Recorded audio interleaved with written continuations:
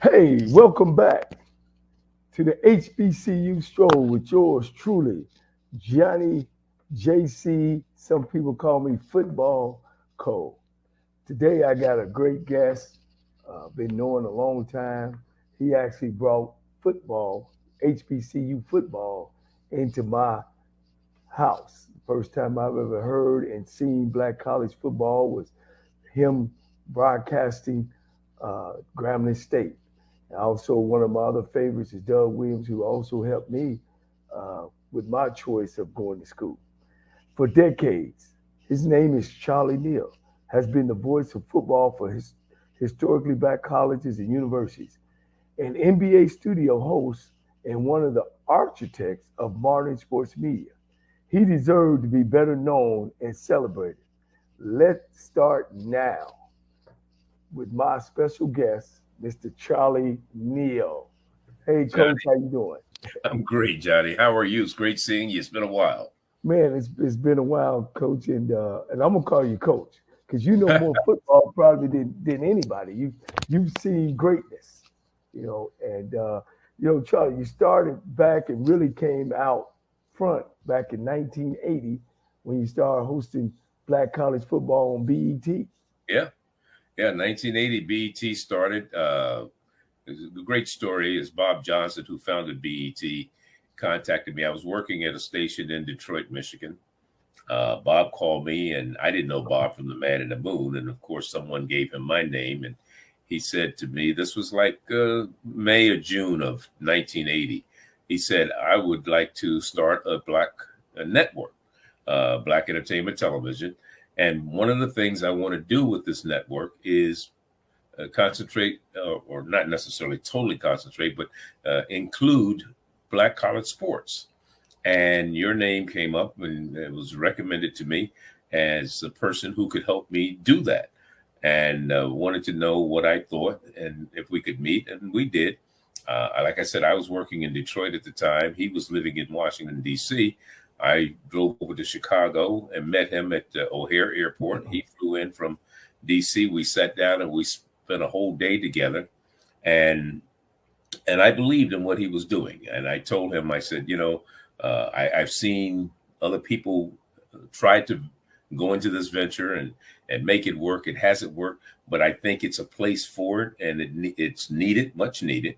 And I'm happy, more than happy, to jump on that bandwagon. And that's where it all started in 1980. And in fact, like I said, we had that meeting in Chicago O'Hare Airport, like in the spring or summer of 1980. In September, we kicked off the football season, believe it or not.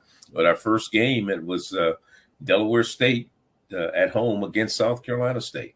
And that's where it all started in 1980.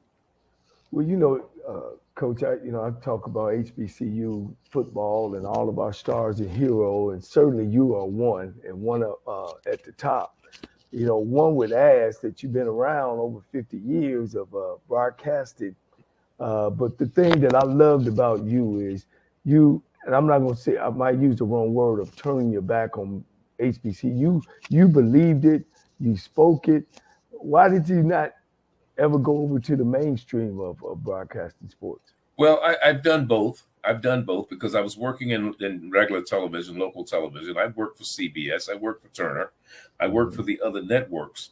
But I also always kept my ear and my feet to the grindstone when it came to BET and HBCU sports.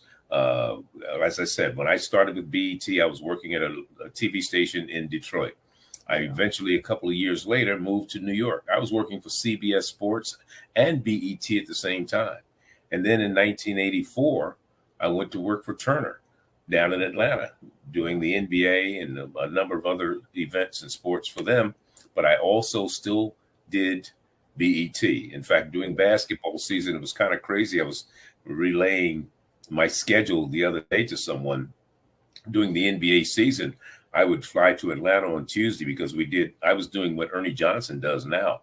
And I would fly to Atlanta, host the NBA pregame and halftime show, and then fly home Wednesday, get back on a plane, fly back to Atlanta on Friday. And I was living in Washington, D.C., fly back to Atlanta on Friday, do the show Friday, then Saturday go do a BET game, fly back to Atlanta on Sunday, and do the core sports page, and then fly home on Monday, and we start that whole cycle all over again. And that went on from October to like May. That was crazy. Yeah. See, one thing I want the people to know, that one thing that you're known for is during COVID, when everybody was canceling games and everything, one of the HBCU schools, what was it, Delaware State, women's and Morgan State women's basketball team, man, you went out there and broadcast the game anyway. Well, I don't think I had much of a choice, but here's what happened, Johnny. Of course, as you said, the NCAA started canceling events and the conferences started canceling events. I happened to be in Norfolk doing the MEAC basketball tournament. And the day, I believe it was a Thursday, I'm almost sure it was a Thursday, we had the noon game. I believe it was the noon game on that I was broadcasting. And there was debate at halftime or just before the game started whether it was going to happen again. And everybody else had canceled. Across the country had canceled everything. Nobody else was on the air. And we were the last ones to broadcast. I think it may have been a 3 o'clock when we actually signed off. But we did the last actual game that was broadcast that year before COVID on any network, any sport, before everything was canceled because of COVID. But it was Delaware State and Morgan State. Not long ago, I had lunch with Ed Davis, who's the coach at Morgan State, and he was coaching at that time. And we were kind of laughing and talking about that event going back to that year when COVID just set the world up, turned the world upside down. Well, you know, Batman has Robin and Superman has Lois Lane. Where your man Lim Barney at? You know, I'll be waiting on that for the Black College game going, and then both of y'all go at it. Y'all work great together. We had a great time together. You know, it's kind of interesting how Lim and I partnered up. When Bob came to me about doing these games, he asked me who I would like to work with as a partner. He had selected Roy Jefferson, who had played with the Washington Redskins at the time. That was a person that he knew. And he asked me who I felt I could work with. Well, I had been in Detroit. I had worked in Detroit, and I had broadcast a number of Detroit Lions preseason games. I used to do their preseason games, and then I covered them throughout the season. And I was there when Lim was playing. And after he retired, knowing he went to Jackson State, I said, hey, this is a great a person and a marriage to bring someone who played in HBCU, played in the NFL, was an all-pro, you know, eventually went into the Pro Football Hall of Fame, but, you know, was an all-pro. Why not bring him on board? We worked together for 23 years. And I think we had the longest serving, if not maybe the second longest serving team, other than Madden and Summerall, in terms of longevity, the same two people working together. And Lim Barney was a great partner, had a great time together, some great stories, some I can't tell on the air, but we had some fun times together. Lim, health-wise, not doing fantastic right now, living down in Houston with his daughter, and you know, every now and then we get a chance to talk to him and kind of keep up with him and his health, and hope he continues to improve. Well, I'm gonna put Lim in my prayer, because the influence that you guys put on me, just me personally, and it took me 30 years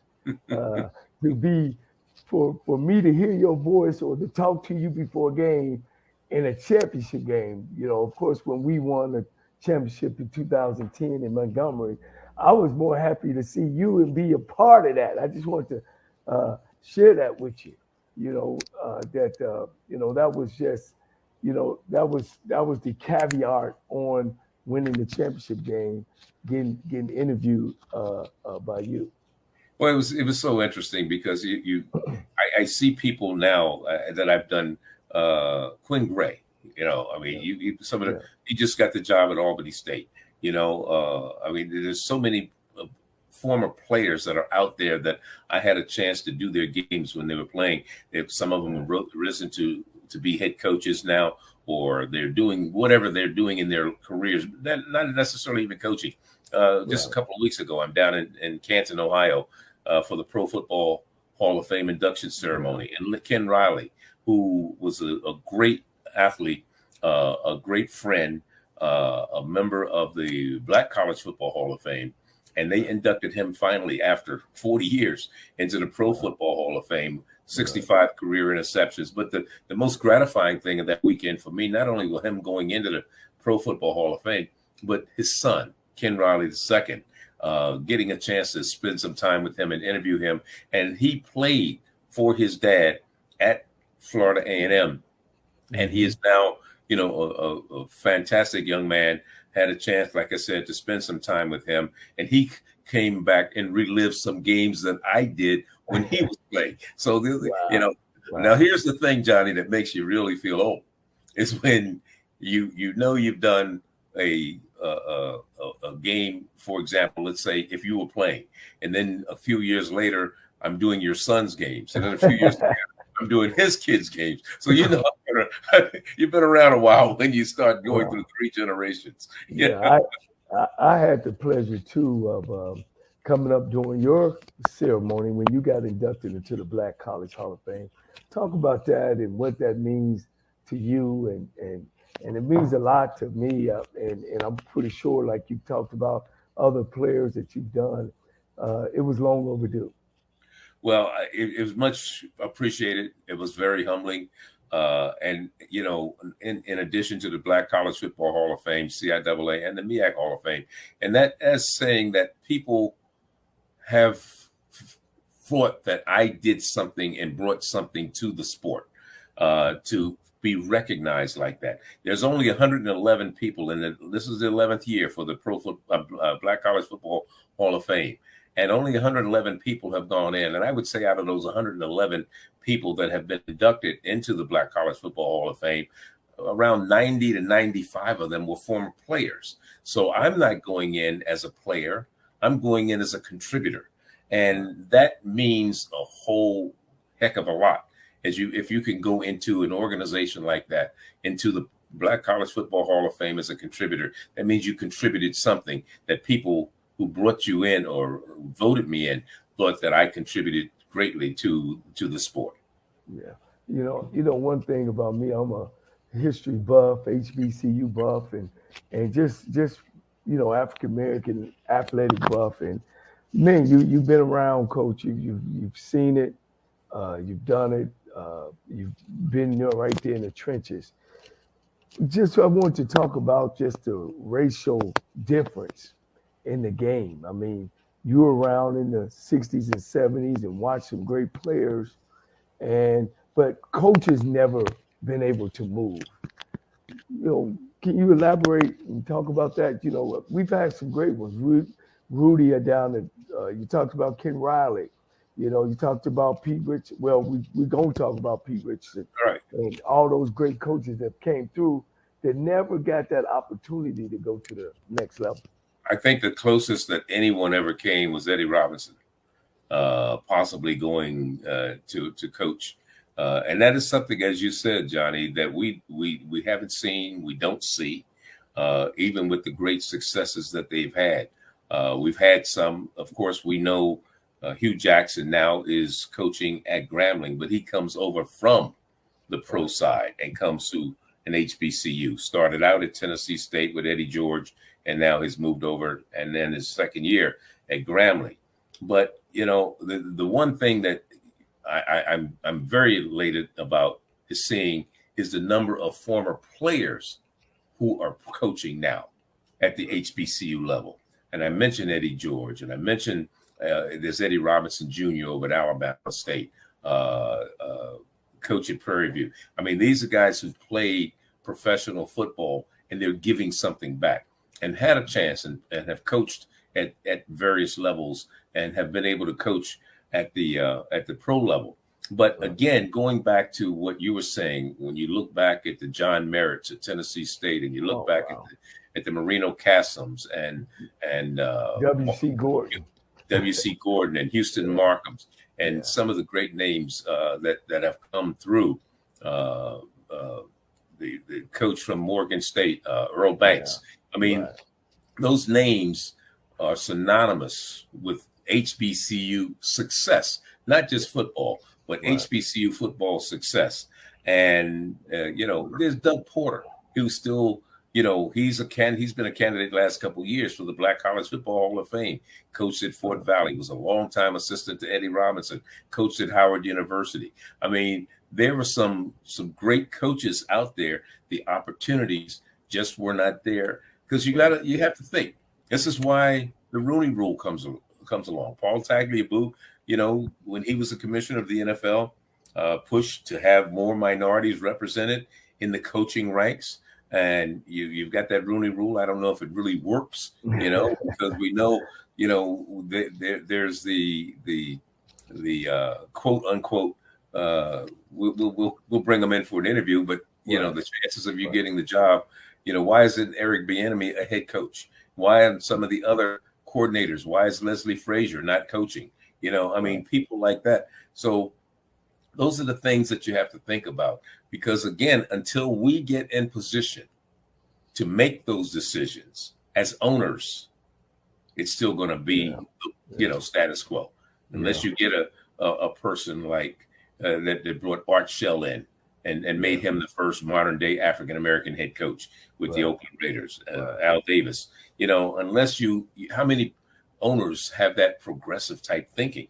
And that's the thing that you have to think about. I mean, we know that in Pittsburgh, Mike Tomlin has done a fantastic job, and it's the longest serving African-American coach in the NFL as far as the head coach is concerned.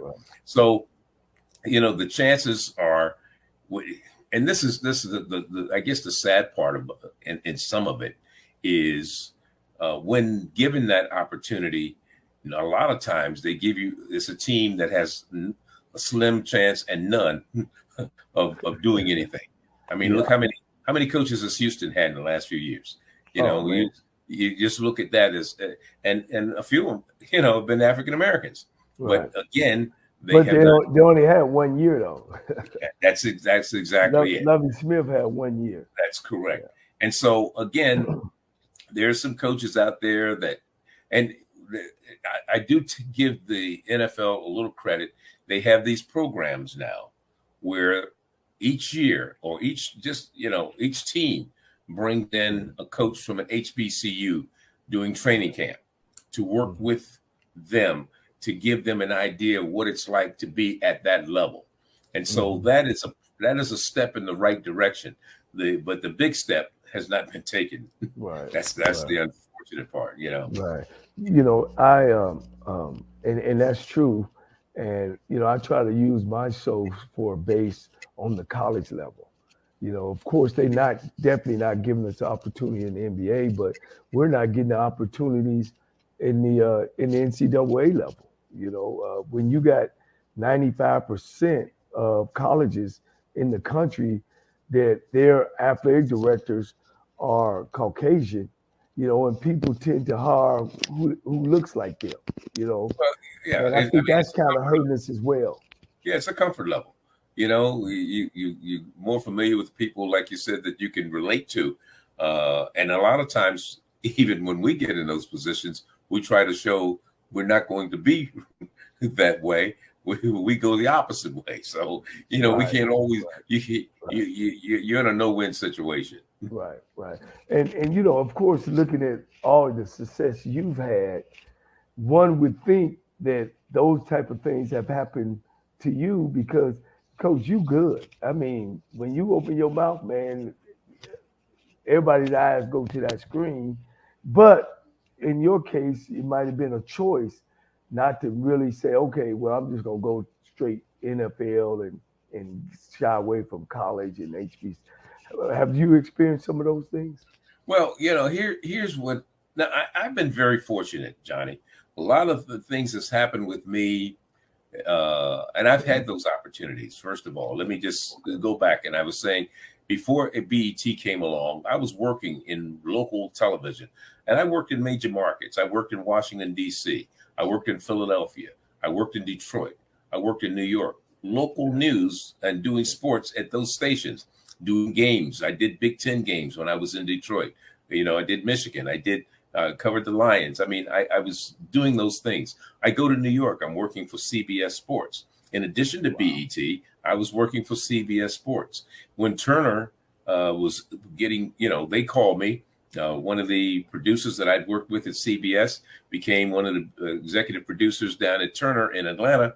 He called me, brought me down to Atlanta to do, like I said, the core sports page, the NBA. I wound up doing the Goodwill games. I was with Dr. Leroy Walker in Moscow in 1986. I was the lead announcer for track and field and gymnastics. Wow. So, I've had those opportunities. In fact, they tried to get me to come full time and move to Atlanta. I just didn't want to move to Atlanta. I stayed with BET, to keep from moving to Atlanta. I just had no desire to move down there. I was living in Washington, D.C. And so the opportunities that presented themselves. When BET stopped doing sports back in the early 2000s, like 2005, 2004, ESPNU was born. I did the first ever game on ESPNU. Right. So that was in 2005. And ironically, it was an HBCU game, but it was on one of the ESPN family of networks, and it was Benedict and Morehouse. Right. J.D. Washington, which is Denzel Washington's son, was the running back for Morehouse at that time. So again, the opportunities have been there for me. I don't have any regrets, to be honest with you. Yeah, you can always say, sure, I would like to have to been able to call a Super Bowl, or like to been able to call the NBA championship game and things of this nature. But let me say this: I have no regrets. I've been blessed. I have been fortunate, and I have been able to do things, see things, travel places, meet people that some people can't even dream of doing. Yeah. Well, one would ask, now that these new people are seeing Jay Skywalker, you kind of gave him the baton, which is beautiful, and I helped recruit him. You helped recruit him. I'm still a Charlie Neal fan though, but Jay is doing a super job. Well, he is. Yeah, let me say this: I helped recruit Jay. Jay was at Long Beach State, and Long Beach State was coached by former Redskins coach. I can't think of his name right now. Anyway. They dropped football. Not Joe Gibbs. Okay. Before him. Okay. But anyway, it'll come to me in a minute. Jay was playing at Long Beach State. They dropped football. My cousin, who happened to be Steve Wilson, who played with the Denver Broncos, he's my cousin. His grandmother and my mother are sisters. Okay? So Steve was the head coach at Howard. Yes. Steve was recruiting Jay Walker to come to Howard, and he brought him to DC. He came in and he brought him to BET. He spent a day over at BET with me, and I think that's what convinced him. Some of those ladies walking the hall at the time at BET, that kind of, plus Howard University's campus is it's hard not to. It's got great eye candy there also. Right. So Jay wound up coming to Howard, had a great career in the 2 years that he was there. Mm-hmm. And then he partnered with me on games. When he started his broadcasting career, he partnered. I had Eddie Robinson Jr. and I had Jay Walker, So they worked with me on ESPNU, on the HBCU telecast. And Jay is, he's been there. This is 2023. He's been there at least, I think he started in 2006, maybe 2007. So he's been there 17 years with them and doing a great job. Him and Tiffany Green, they partner up doing the season for ESPN. Yeah, he broadcast a couple of my games when I was at Lane College, when we played Morehouse in Atlanta. Sure. Man, all the great things, man, those names still pop up to you. of course we can't go without talking about the HBCU TV Go TV. I watch it every night, because I keep my mind fresh on what's going on, the new things in offense, new things going on defense. Let's talk about the HBCU Go TV. Well, the HBC, it's ironic. Curtis Simons, who's a product of ESPN, he spent 8 years at ESPN, came over from there to BET, was an executive vice president of marketing with Black Entertainment Television, and then left BET.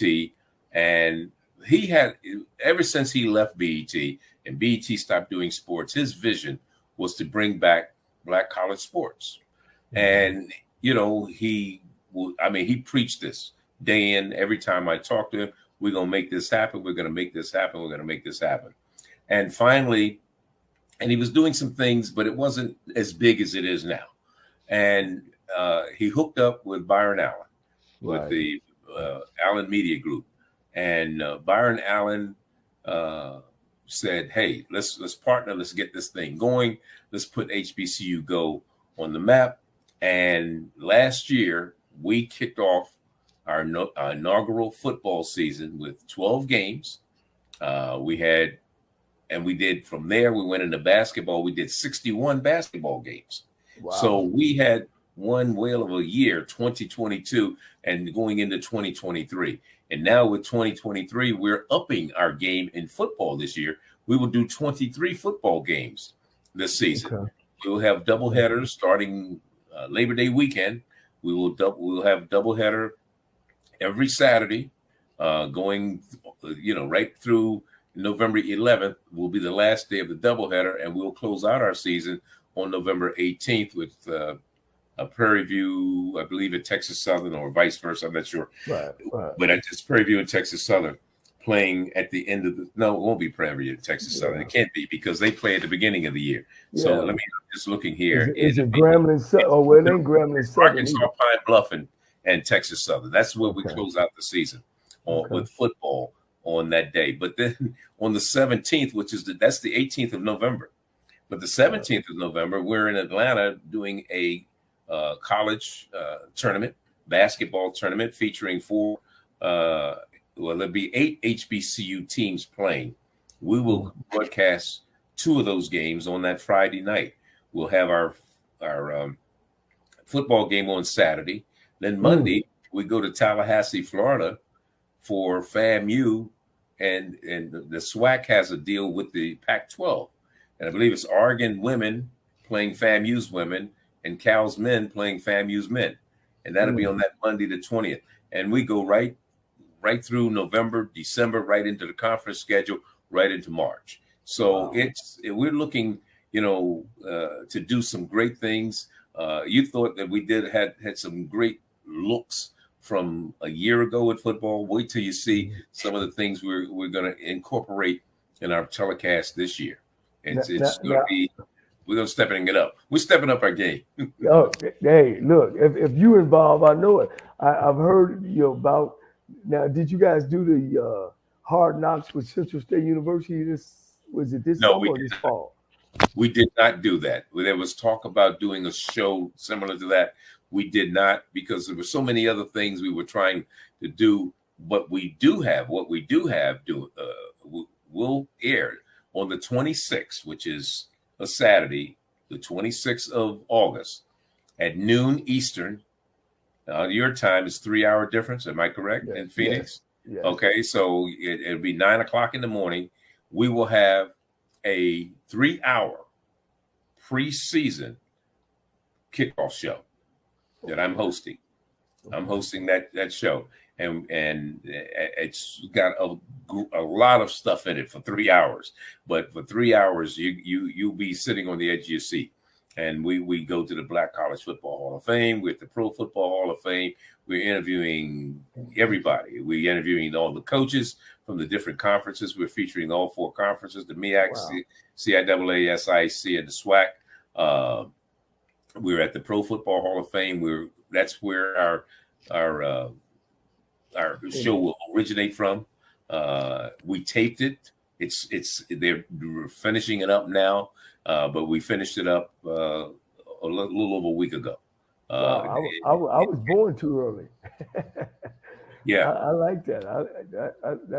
That's what it's about. You know, one of the things, Charlie, and of course, I want you to comment on. One of the things I always thought in my mind that we do have a different brand of football.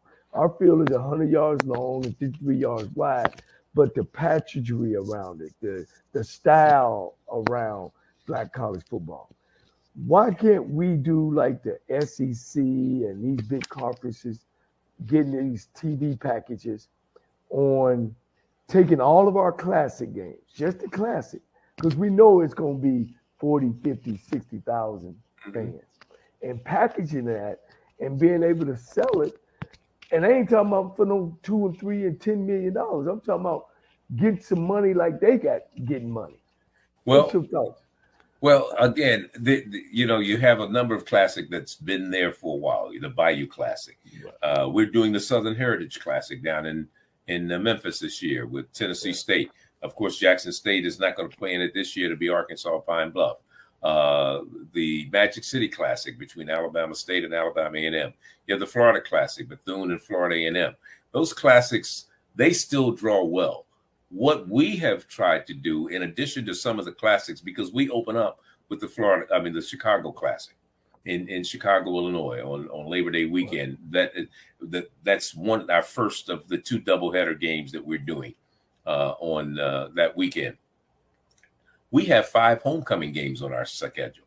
So, sometimes, classics are great, but we have 5 homecoming games, and those, people come to homecoming. And so they're going to come and they're going to tailgate and they're going to do the things. And we're looking at doing some things going forward. Next year, there's a big game in New York going on between Grambling and Hampton. We're looking to maybe to piggyback on that a year from now.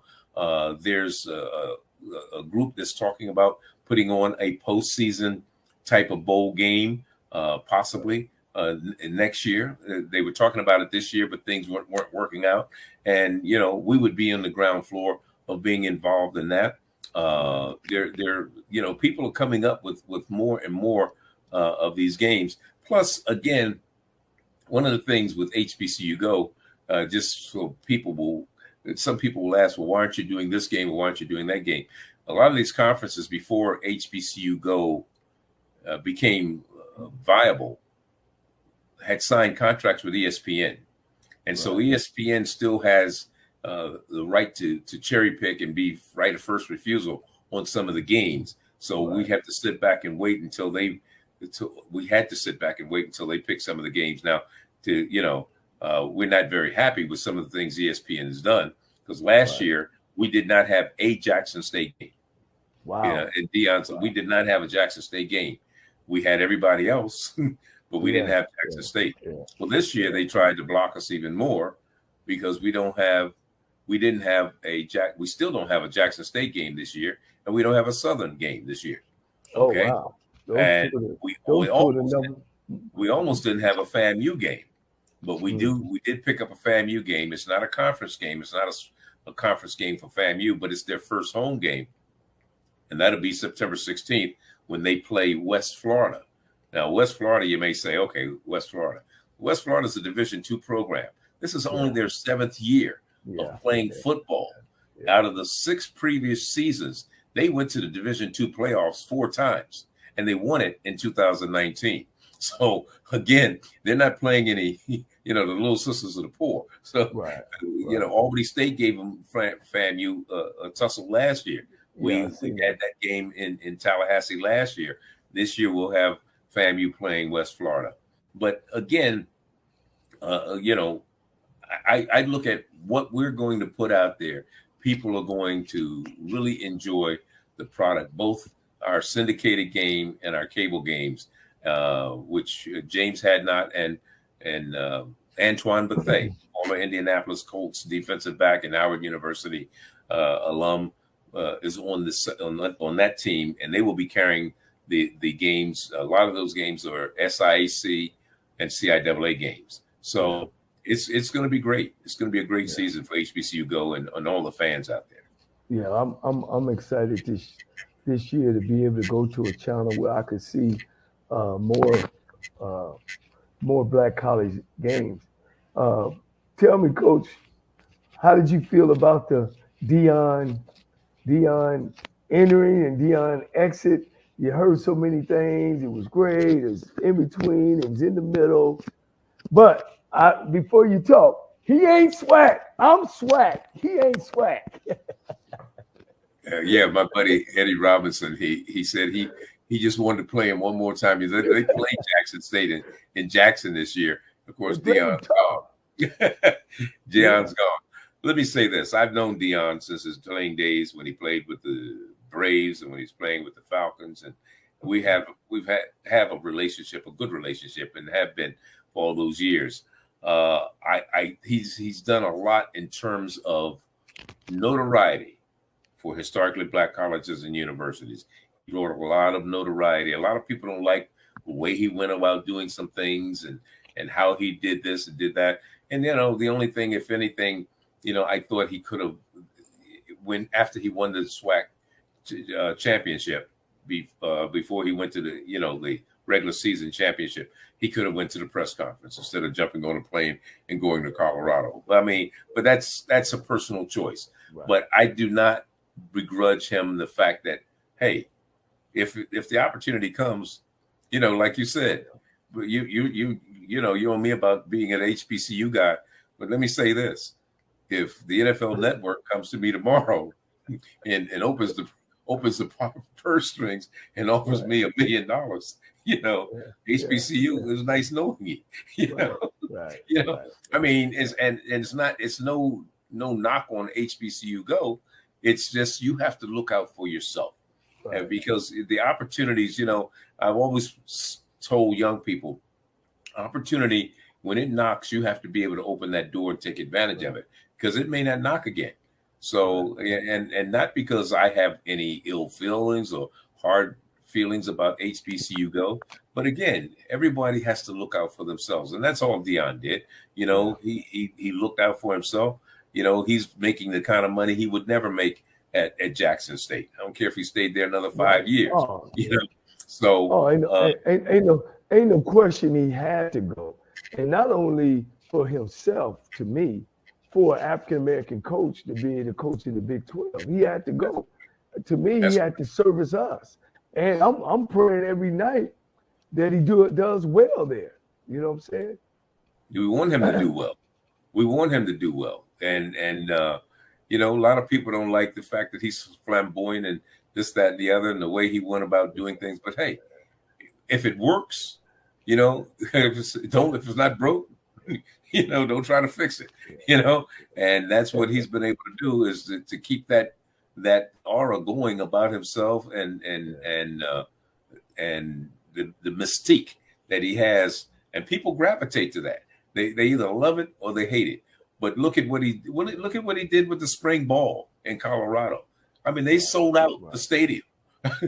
Season tickets. 46,000 at the spring game. I'm just See, so those types of things they haven't seen up in Colorado in years. Right. So again, let's hope that transcends into a winning tradition, winning seasons for Deion there, and then we'll see how long he stays there, because who knows? Does the NFL call him? I don't know if he wants to coach in the pros, because I don't think he can have that same type of attitude that he has with kids, when he is with grown men who are making millions of dollars. So those are the things. You can look at Nick Saban and Lou Holtz and those great coaches in college really flopped when they got to the pros. So I mean, you're absolutely right about that. Yeah. Mm-hmm. Only thing, if I said something about Deion, was that don't forget the greats that came through there. And I don't think that he knew enough about the conference of the great coaches that was the stuff that he was doing that already have been repeated over and over by the greats. Of course, Eddie and Marino Castle, L.C. Cole, Comagese. Those guys have done the same thing, you know, telling the kids to sit in the front 3 seats and feet on flat on the ground and cut your hair. We go to church on Sunday and all the greats. So if there was anything that kind of deterred me a little bit was, you know, it's like, oh, Black College just showed up because Dion is the savior of Black College, and Yeah, that was right. just false. That was just There false. were people there that put HBCUs on the map long before Dion Reeves was even thought about. So yeah, you're right. Yeah. So You're right. if that was, but you know, I'm cheering him on. He actually took some Black College coaches with Black College backgrounds with him, with Flea going up there and the coach from Mississippi Valley. Right. All that, I thought all that is great. It was great. So, Coach, what's next for Charlie Neal? Well, getting ready for the season. We have weekly meetings as we get ready to move forward. Every Wednesday we have our production meeting, and in 2 weeks, less than 2 weeks, I guess it is, the Labor Day weekend, we'll be kicking it off, and then it's nonstop until probably May. Well, you know, one of the things travel. yeah. One thing is, Charlie, you know, before you the fat lady sing, man, I want to have one of those opportunities to sit with you during a game. But if a guy, you know, want to get in the business of broadcasting, and you know, what kind of things that you would recommend, or did you go to school for it, or just No, I actually started my broadcasting career as a disc jockey on radio. Yeah. I was playing records, spinning records, talking trash, rhyming. I was a big Gita with the heater, the big boss with the big hot sauce, rocking a big TikTok on a big power tower. You know, what was the big group that was coming out when you were with Brock? You had the stylistics and the main ingredient, and I mean back in the day, you know, Isley Brothers were in their youth. Then the Commodores. I mean that was, you know, a lot of those the groups that were the oldies but goodies. You know, Temptations. Billy Paul, Commodores. Me and Mrs. Jones, you know, Commodores. Yeah. Okay. So I started my career in radio, and that was by accident. Strictly, just a quick story. I had a buddy who was a disc jockey at a station in Philadelphia where I was born, named Scott Taylor, and he used to do a radio show in WHAT. And I used to go by the station and sit and watch him. And he said, you need to think about, you know, if you'd like to do this. And I did. And I started, you know, sitting in with him a little bit. And I got my first radio job full time in Durham, North Carolina at WSRC. And just happened, I was going to visit my cousin. I told you Steve was my cousin. I was going to visit the family down there in the summer. And this was 1969, 60. Yeah, I think it was 69. It was summer of 1969. I'm going down to North Carolina, and I'm driving through, and I stopped by the radio station on a Saturday. And ironically, nobody's ever stationed on Saturday. And it was one car in the parking lot. I opened the door, went up, opened the door was open, and the program director, Irvin Hester, was there. And I happened to say to him, I said, "Are you looking for anybody to do, you know, radio, DJ?" He said, "No, I'm not looking for anybody now." He said, but he went to the machine and pulled off some copy and said, "You read this and we'll see what happens." You know, it was like read some news copy. And so I didn't think any more about it. Like I said, this was like spring of that year. And I left, went visited my cousins, went on back home. In, I think, August or September, I get this phone call. I was out of town. My mom said, "You got a call from a guy named Irvin Hester down in North Carolina. He wants you to call him." I call him. He says, "I got a job for you down in Durham, North Carolina. If you're interested," he says, "come on down. I'll pay you $100 a week." Wow. Oh, yeah. And I looked at it this. I had a job. I was working, and I went to my boss and said, "Look, I'd like to take a leave of absence and try this out to see what happens." And I was making like twice, three times as much money at the time. Okay, but Wow. it was not about the money; it was about the opportunity. And he said to me, if you 6 months or 6 years from now, if you want to come back, you've got a job. But with that type of backing, how could I not take advantage of the situation? So I packed up my little U-Haul and down to Durham, North Carolina I went, stayed there a year. And one of my best friend's brothers was the program director of a radio station in Washington, D.C., Ernie Fields. And Ernie and I knew each other, and he knew I was working in Durham. And he called me and said, "Look, I've got a job for you in Washington, D.C. I pay you $250 a week." And I said, "That sounds good. Let me talk to the boss here," which was Mr. Mays. He was the owner of the station, white gentleman in Durham.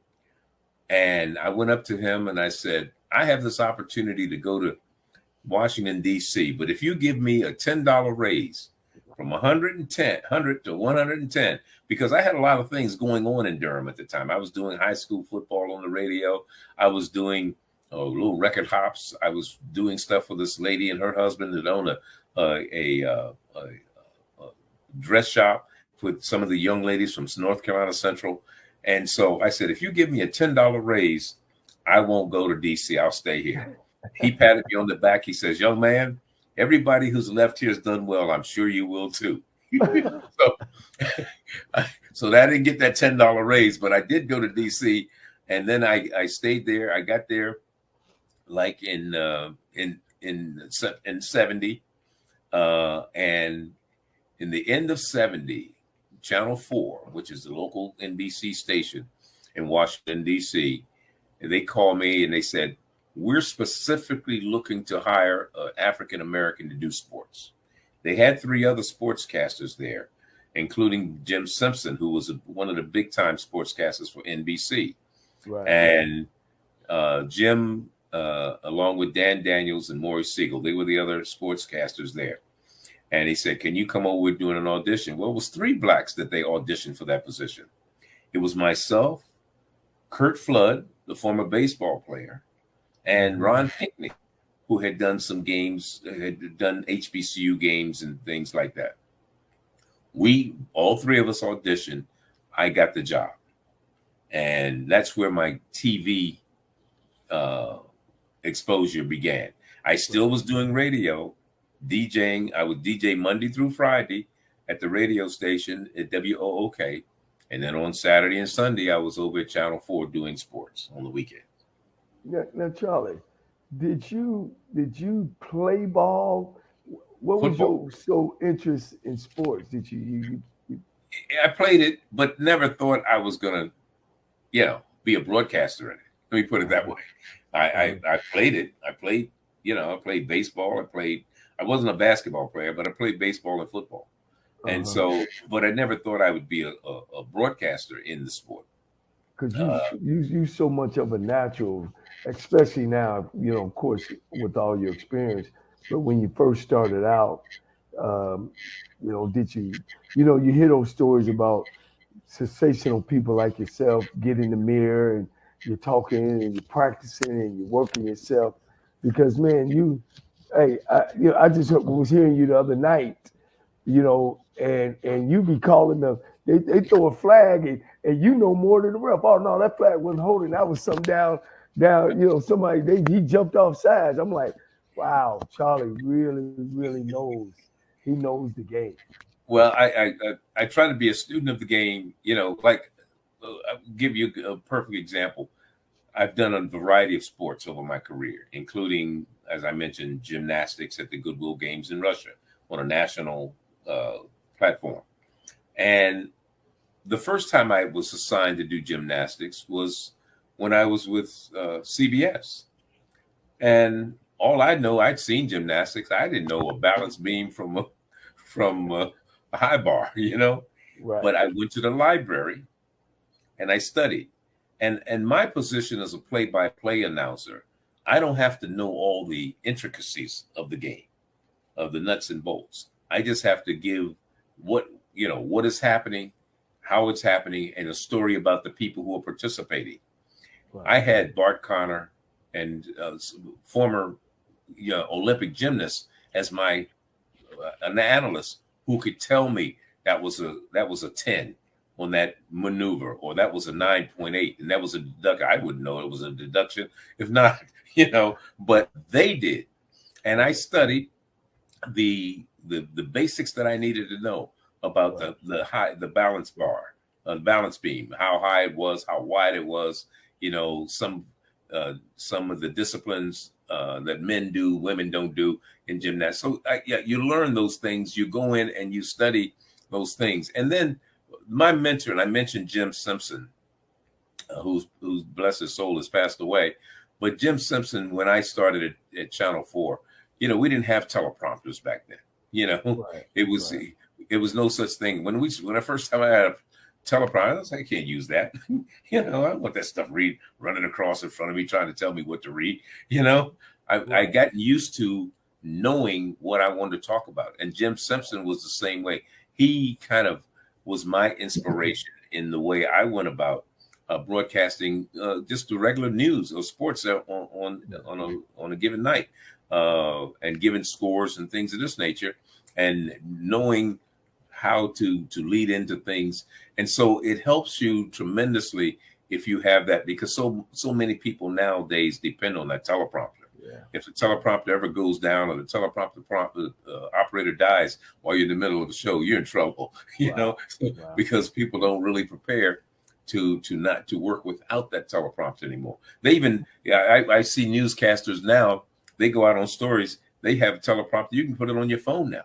You can put a teleprompter on your phone, and you can do your stories out in the field with a teleprompter on your phone. So again,